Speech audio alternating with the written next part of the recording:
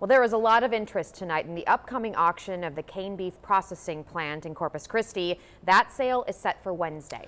Yeah, all interested buyers had to register by 5 p.m. today to take part in the auction. Meantime, the fate of the plant's more than 700 employees is now up in the air. They are currently on furlough, but some are not waiting around to see what happens. They attended a job hunt training session today at Workforce Solutions. Our Brian Burns has the latest on this top story.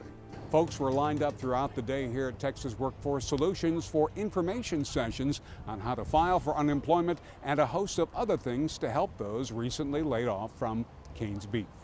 The company let us know like a week before, and that still wasn't enough time, I'd say.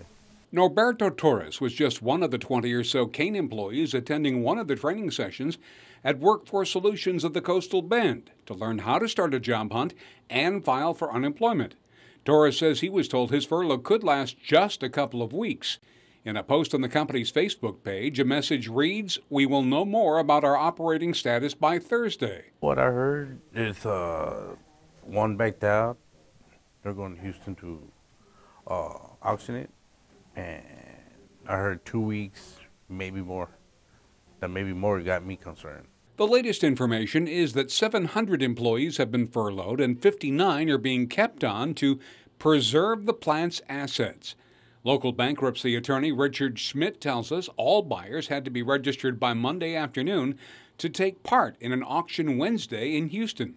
Schmidt did say there seems to be a lot of interest in the plant. Although the news is encouraging, some are just trying to make sure they have a paycheck. I live with my brothers. They're helping me right now.